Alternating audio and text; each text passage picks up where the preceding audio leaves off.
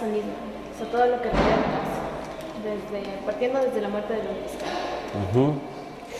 A ver, bueno, resumirlo en pocas palabras es un poco complicado, ¿no? Por ser un caso tan complejo y que tiene tantas aristas desde el tema de la investigación y desde el tema de la justicia, ¿no? Pero más allá de eso, de los pormenores del caso, yo creo que sobre todo es un proceso que determina en Argentina la vinculación justicia y política, y sobre todo desde ahí es que desde nuestra perspectiva algo lejana, digamos, analizamos ese caso, ¿no? No necesariamente como un crimen, o no, entre comillas lo pongo, simplemente como un crimen, ¿no? Este crimen genera y destapa y descubre esa vinculación política-justicia en Argentina que le da ese ribete justamente a un caso que podría o debería ser criminal. Entonces, desde ahí lo analizamos a la distancia, como digo, con ese factor, el factor justicia y el factor política, ¿no? Claro, pero sabiendo y teniendo en cuenta que, o sea, no es solo desde ahora, o sea, la muerte del fiscal fue el detonante para reabrir el caso de la AMIA, o sea, investigar si se suicidó o lo mataron, el caso de las alertas rojas de los ciudadanos judíos, entonces eso tiene mucho que ver. Entonces, quisiéramos intentar, no profundizar, pero sí conocer, o sea, desde el punto de vista periodístico profesional, porque nosotros estamos recién empezando, o sea, necesitamos saber ¿cómo se realizan este tipo de investigación? Ya. Ojo, ¿no? Aquí hay un factor interesante, que siempre es el factor del poder en un caso como el que investigaba Nisman. Hablamos del tema que se origina en el atentado de AMIA en Argentina, en Buenos Aires. Se origina ahí, y todo el poder que hay atrás para el ocultamiento de un caso como ese, ¿no? ¿Cómo se investiga desde la perspectiva periodística? Es un poco difícil decir desde nuestra visión, porque no lo vivimos, no vivimos el hecho, pero yo creo que hay factores comunes en todos los casos que interviene el poder y la corrupción, ¿no? Factores comunes de investigación. Evidentemente el poder siempre va a tratar de ocultar una realidad inconveniente o incómoda, más allá de responsabilidades.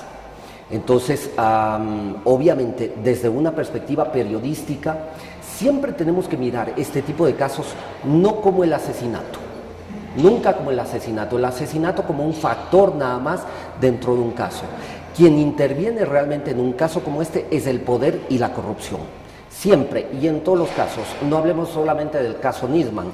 En cualquier otro caso que tú te plantees, aquí en el Ecuador, en Chile, en Argentina, en Colombia, donde sea, siempre habrá factores comunes: el poder, la corrupción y el ocultamiento.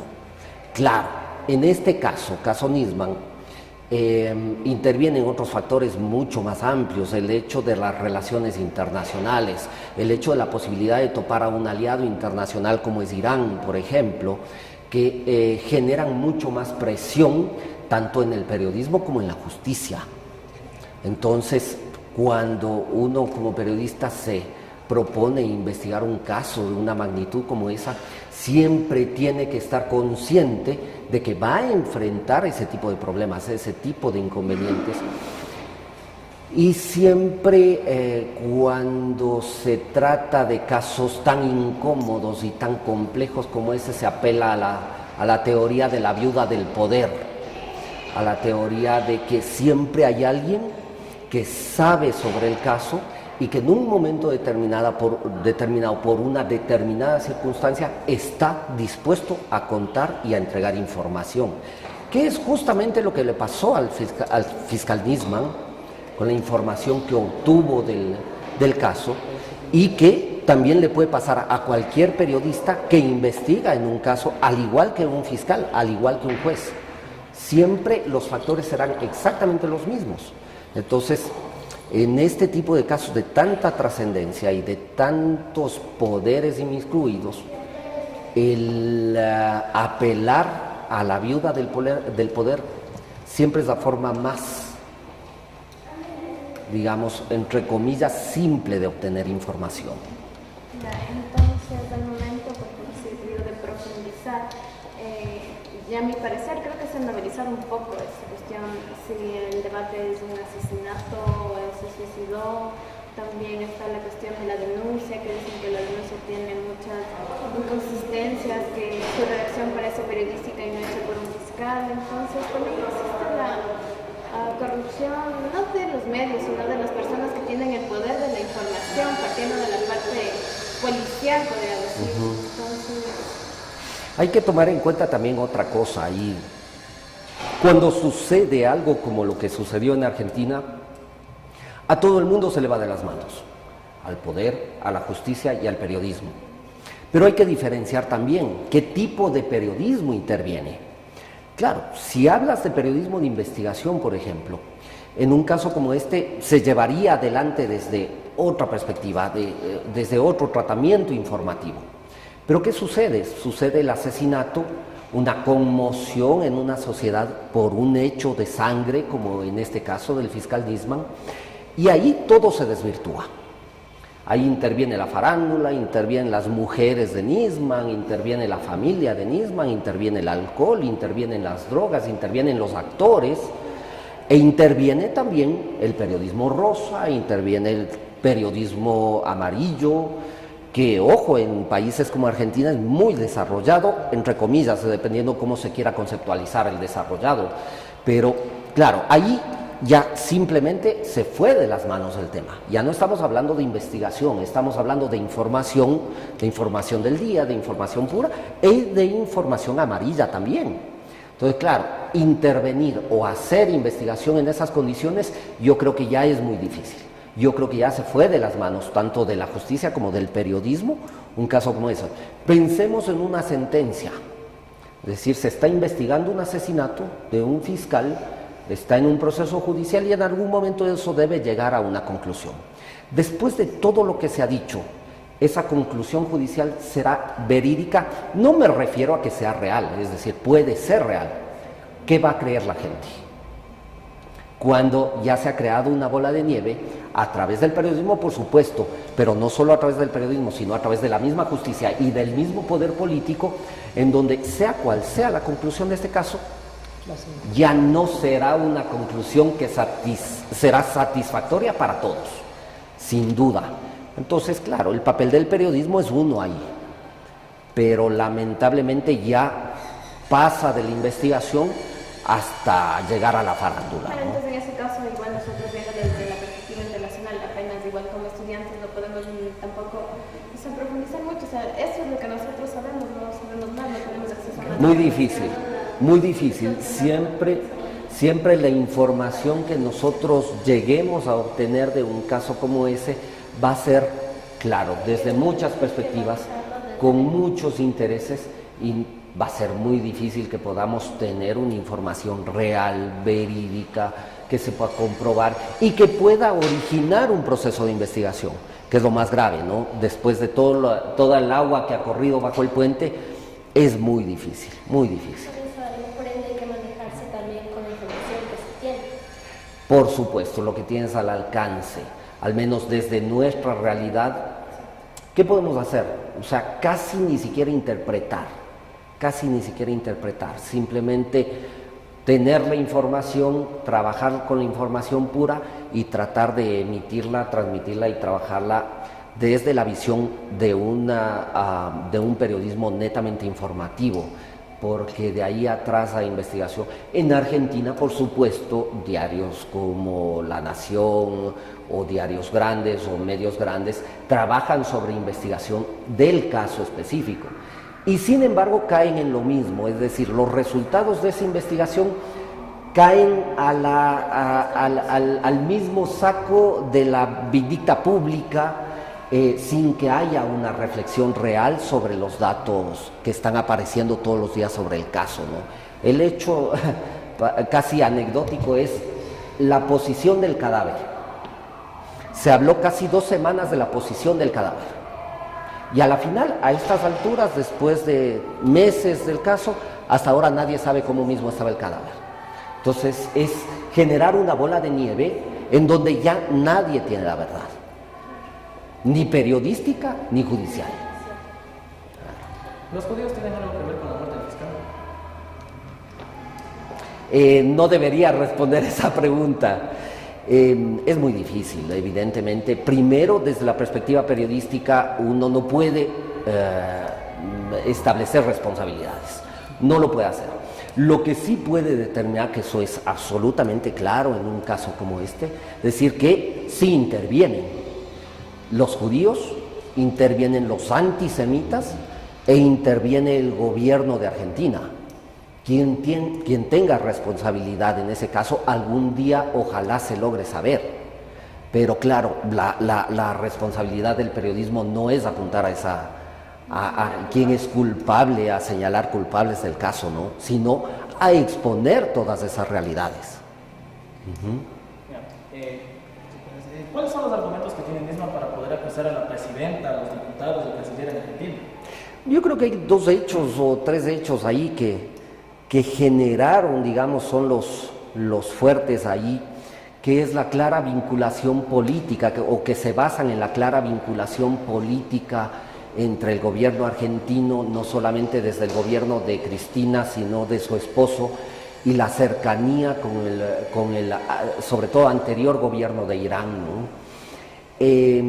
Esta investigación del caso AMIA no es reciente, tiene muchos años, y en un momento caminaba esa investigación en la justicia argentina hasta que se da esta vinculación política y empiezan las trabas. Eso hace suponer que había una intervención efectiva y real del poder político argentino con el ocultamiento del caso.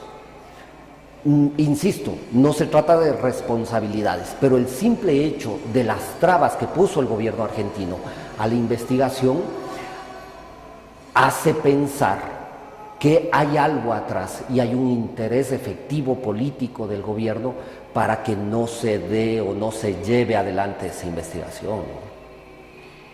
¿Y por qué el acuerdo que hubo entre Irán y Argentina, por qué nunca entró en vigencia? O sea, supone, se dice que hubo un acuerdo, pero ese acuerdo raro no entró en vigencia.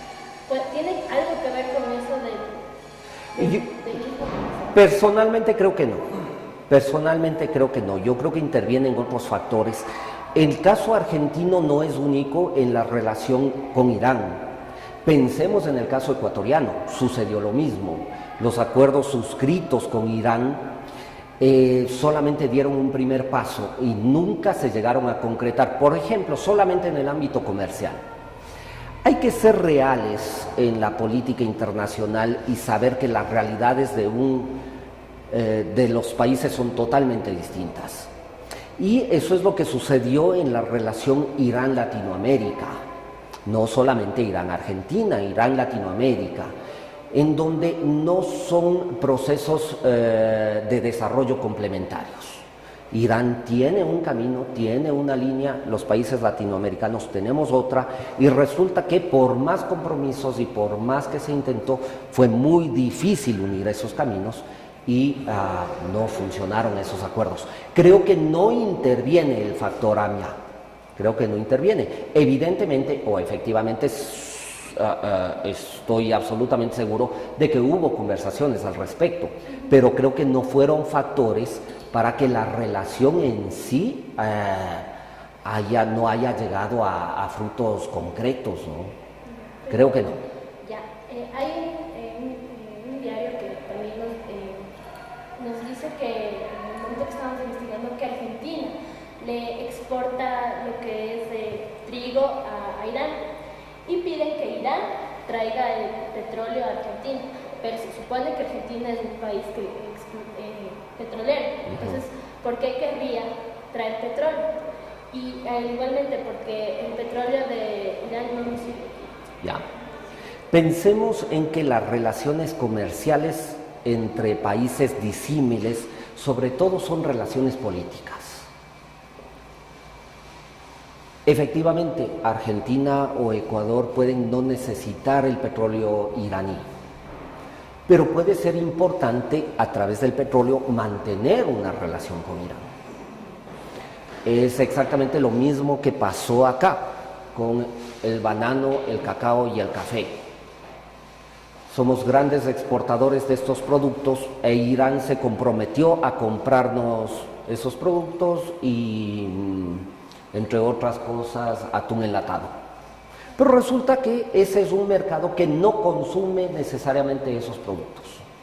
Pero este tipo de nivel de relación comercial sirven para mantener la correlación política. Entonces hay que tomar en cuenta ese factor. Entonces te pueden ofrecer que van a instalar, como sucedió en el Ecuador, que van a instalar fábricas para construir automóviles iraníes, que van a instalar fábricas para fabricar medicinas con tecnología iraní. Evidentemente nada de eso se ha hecho realidad por los factores comerciales, pero más no por los políticos. Es importante conversar de eso en un momento determinado, pero luego sobre la marcha y en el camino se da cuenta que esas proyecciones comerciales no son reales, por supuesto, ¿no? Y, por ejemplo, volviendo al caso de la denuncia del fiscal Alberto Nisman, se dice que la denuncia, el pueblo argentino pudo visualizarla después de 2 días de la muerte de Nisman. ¿Por qué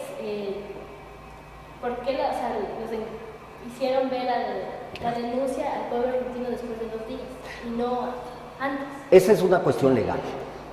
Sucedería exactamente lo mismo en el Ecuador, porque la legislación impide que los procesos de investigación se hagan públicos si es que no hay acusación.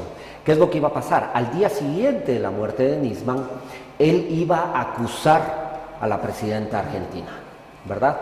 Recién ahí el caso, digamos, pasaba a una segunda etapa en donde ciertos pormenores del proceso se hacen públicos, pero antes no. Entonces antes tenía que mantenerse en reserva. No veo yo algo, digamos, sospechoso atrás de eso, sino el proceso legal. Insisto, lo mismo sucedería en el Ecuador.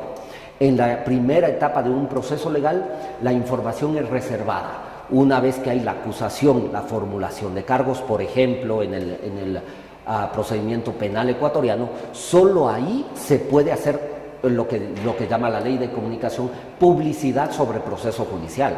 Entonces, la misma visión legal hay en Argentina.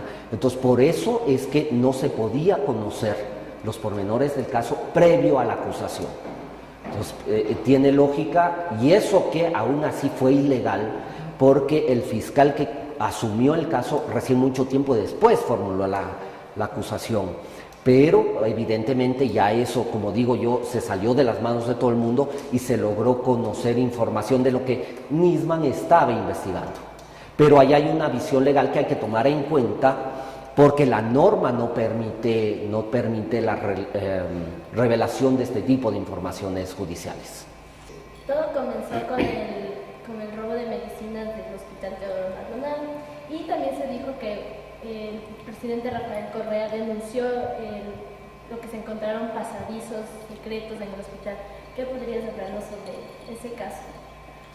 ¿Qué podrías decirnos?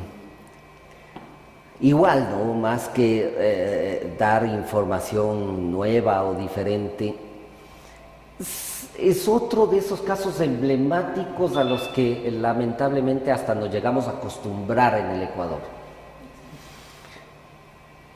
Pero sí tiene ciertas particularidades que son interesantes. Pensemos, robo de medicinas del IES no es el primer caso.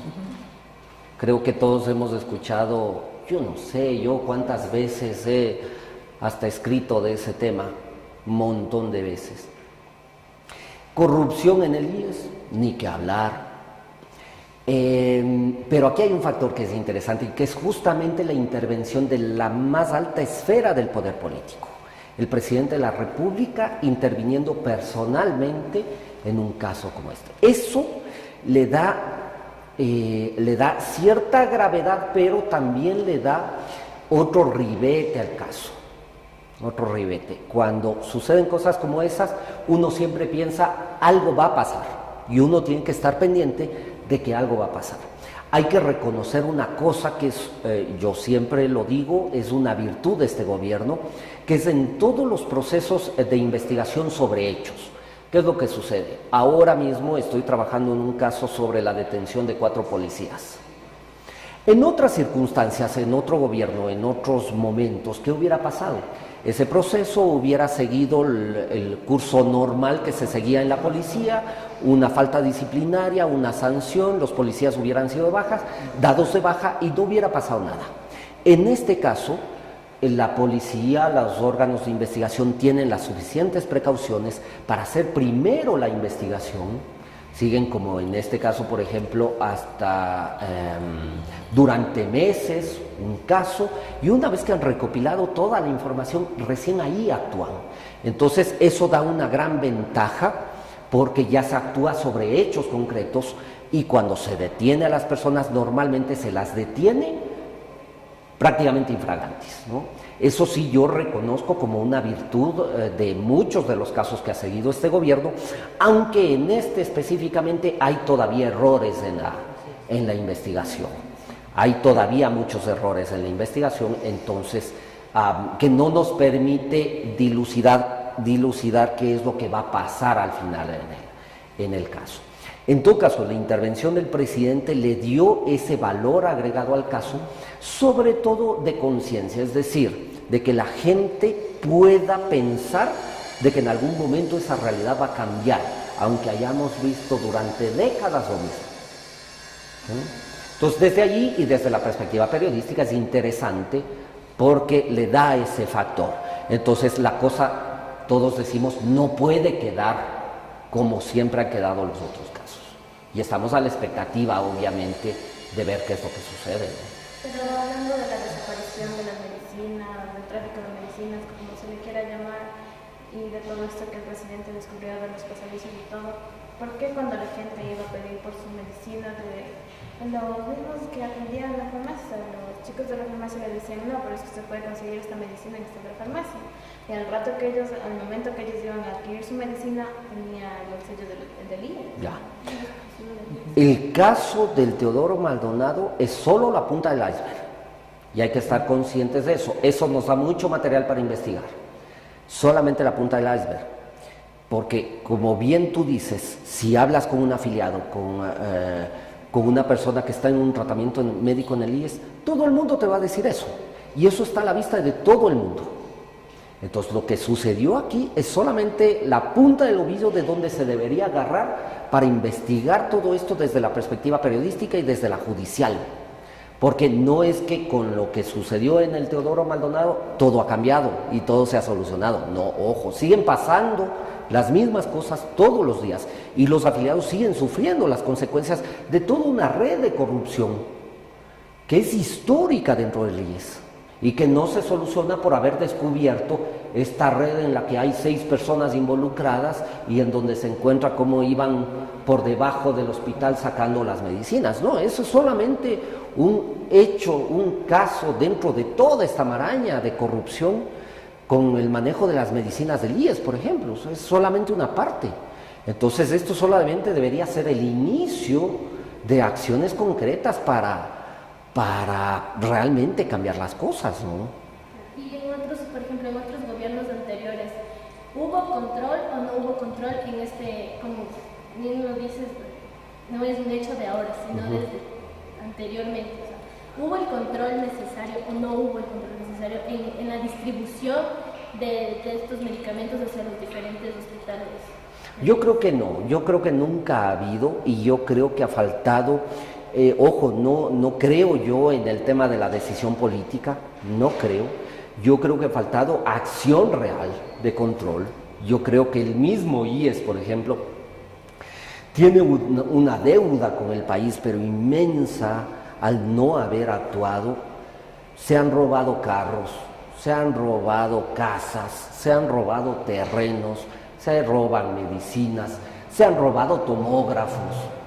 Entonces, ¿qué es lo que está pasando? O sea, eso digo, el tema de las medicinas es solo lo que vemos todos los días. Y yo lamentaría que después de que se haya hecho prácticamente publicidad con un caso como esto, no pase nada. Luego, no se solucionen las cosas. no se siga o no se evite que se siga robando las medicinas, así como se han robado, como digo, hasta grifería de los hospitales del Seguro Social, ¿no?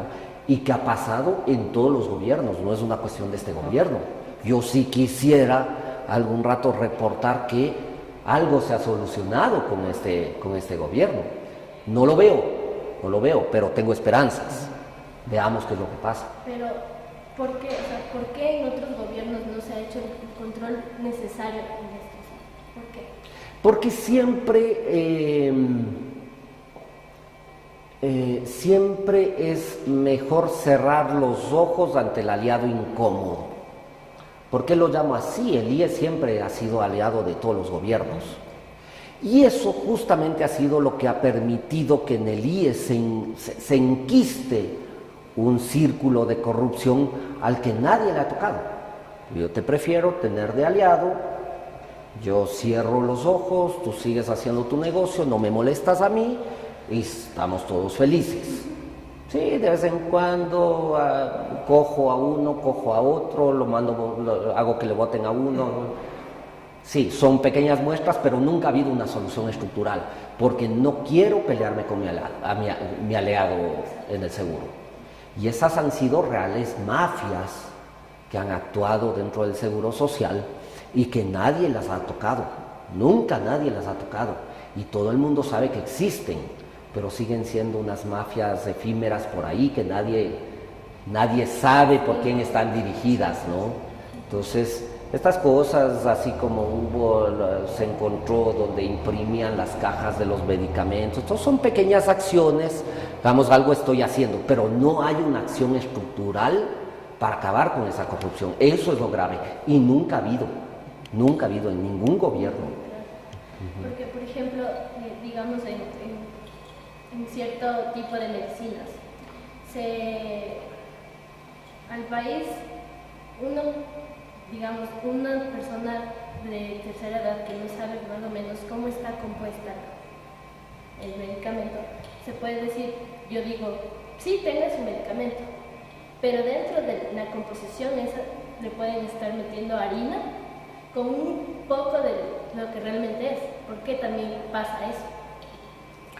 Mira tú, hace poco tiempo, justamente a raíz de esto del hospital, se hizo una investigación en la bahía de Guayaquil. Cómo se venden medicamentos en kioscos comerciales en la bahía de Guayaquil. Muchos de ellos del IES. Pero evidentemente nadie puede certificar qué está comprando el ciudadano común en uno de estos kioscos. Nadie. Hace algo más de un año, si no estoy equivocado, salió a la luz pública también un informe que hablaba de que en ciertas partes del país se llegaba a comercializar hasta el 20% de medicamentos adulterados, los que estamos consumiendo. Nadie puede garantizar que la medicina que tú vas y compras en la farmacia, donde siempre has comprado medicina, es lo que realmente necesitas. Por eso digo yo, a veces el curarse también es cuestión de fe, porque no sabes realmente qué estás tomando cuando vas y compras algo en una farmacia. Y esto evidentemente, no es una cuestión de una farmacia, no es una cuestión de un laboratorio, es una cuestión de un problema mucho más grave, que pasa por una política de Estado de control. Pero entonces ahí, en esta cuestión de las medicinas, que uno no sabe si está tomando la medicina completa, sobre qué la necesita, ¿no tendría que igual intervenir de igual manera el Ministerio de Salud Pública? O sea, investigar. Entonces son los que se encargan de la salud de un país. O sea, ¿qué pasa con eso? Por supuesto. Sé que se están dando pasos, sé que se están tomando o ya se han tomado muchas medidas al respecto. Pero ¿qué pasaba? La pregunta es ¿por qué se genera esto? Pensemos en la legalidad. Tú eres un laboratorio colombiano que quieres meter medicinas al Ecuador. Hay tantas trabas comerciales, hay tantas trabas burocráticas. Por ejemplo, llegar a esperar 2, 3, 4, 5 años para que te den un registro sanitario de una medicina. Una simple medicina, piensa en cualquiera. Entonces, es el mercado, las condiciones políticas del mercado que impiden que se cumpla realmente esa garantía. Entonces, ¿qué es lo que sucede? Eso fomenta el contrabando, por ejemplo. Entonces me es más fácil traer las medicinas por debajo que traerme una medicina más cara, con todos los registros, con toda la legalidad, de esperar que sea el laboratorio el que me venga a dejar y generar ese mercado regularizado. Entonces eso sucedía en el país. Sé que se están tomando medidas para evitar cosas ilógicas como esas y que se permita desde el mismo origen la garantía del medicamento. Ahora, no estamos, o sea, no todas las medidas son completas, todavía no vamos a ver resultados de esas cosas, tendremos que esperar mucho tiempo para ver los resultados, pero yo espero que este tipo de medidas den resultado.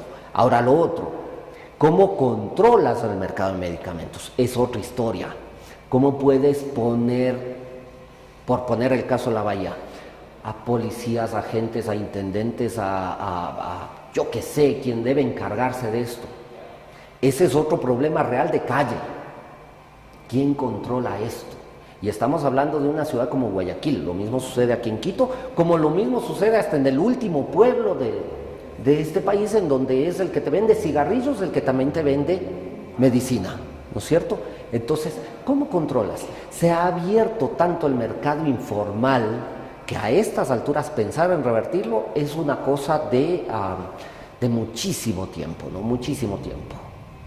Pero, por ejemplo, ¿y cuál sería la función del gobierno central con la distribución de las medicinas? El mercado de la medicina siempre tiene que ser regulado, siempre.